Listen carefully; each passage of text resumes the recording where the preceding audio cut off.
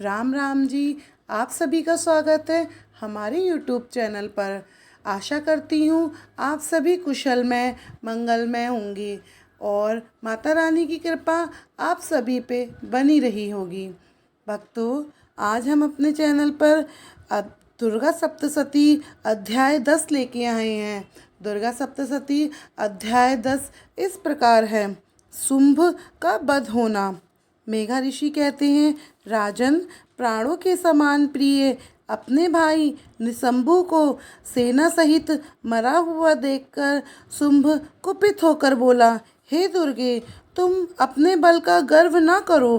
तुम दूसरों के बल पर युद्ध करती हो और अपने पराक्रम का अभिमान करती हो।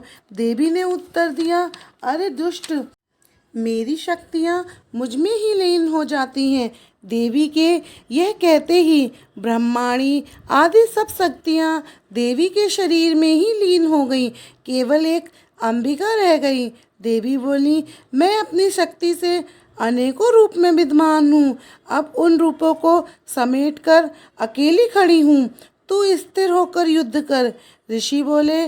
उसके बाद देवताओं और असुरों को देखते ही देखते देवी और शुंभ दोनों का युद्ध होने लगा। उन दोनों में तीक्ष्ण बाणों का और भयानक अस्त्र शस्त्र से सब लोगों को भयभीत करने वाला युद्ध हुआ। अंबिका ने जो सैकड़ों दिव्य अस्त्र चलाए उसे दैत्यराज शुंभ ने अपने अस्त्रों से काट डाला। शुंभ ने जिन अस्त्रों का प्रहार किया उनको देवी ने हुंकार करके अनायास तोड़ डाला। शुंभ ने कुपित होकर अपने सैकड़ों बाणों से देवी को ढांप दिया। देवी ने क्रुद्ध होकर अपने बाणों से उसका धनुष काट डाला। जब धनुष कटकर गिर पड़ा तब उसने एक शक्ति उठाई। देवी ने उसे भी चक्र से काट दिया। तब दैत्यराज शुंभ चमकती हुई ढाल तलवार लेकर देवी की ओर दौड़ा। देवी ने अपने तीक्ष्ण बाणों से सूर्य की किरणों के समान चमकती हुई ढाल तलवार को भी काट डाला। उसके सारथी और घोड़ों को भी मार डाला। उसका धनुष भी काट डाला। तब वह मुद्रत लेकर देवी को मारने दौड़ा। देवी ने उसके मुद्र को भी तीक्ष्ण बाणों से काट कर गिरा दिया।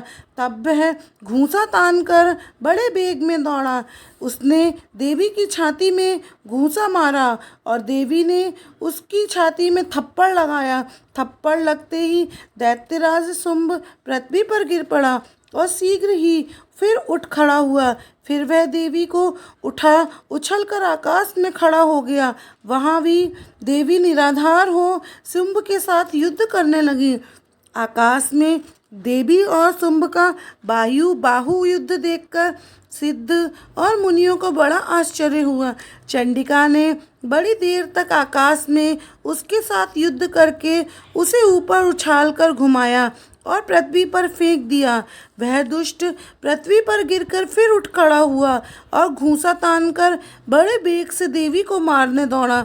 देवी ने दैत्यराज शुंभ को आते हुए देख उसकी छाती में शूल मारकर पृथ्वी पर गिरा दिया।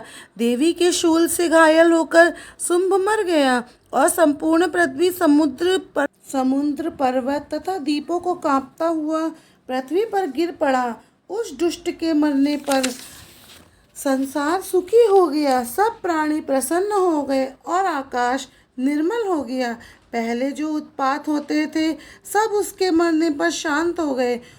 उल्कापात मिट गया। नदियाँ अपने मार्ग से बहने लगीं। देवता प्रसन्न हो गए और गंधर्व मधुर स्वर से गाने लगे। बाजे बजने लगे। अप्सराएं नाचने लगी। शीतल वायु चलने लगी और सूर्य की किरणें निर्मल हो गईं। उसके मरने पर यज्ञ की अग्नि फिर जलने लगी। दिशाओं में जो हाहाकार मचा हुआ था वह फिर शांत हो गया। इस प्रकार शंभुवध नामक 10वां अध्याय भी पूरा हुआ। मित्रों, हमने आपको दुर्गा सप्तशती के 10वें अध्याय का पाठ सुनाया है। पाठ सुनाने में कहने में हमसे जो भी भूल चूक हुई हो दोनों हाथ जोड़ के उसकी माफ़ी। माता रानी आप पर, आपके परिवार पे अपनी कृपा बनाए रखे। आपके परिवार वालों पर और आप पर माता रानी का हमेशा आशीर्वाद बना रहे। जय माता दी, जय माता दी। मित्रों, कथा अच्छी लगी हो तो कमेंट बॉक्स में जय माता दी ज़रूर लिखें। आप सभी को राम राम जी।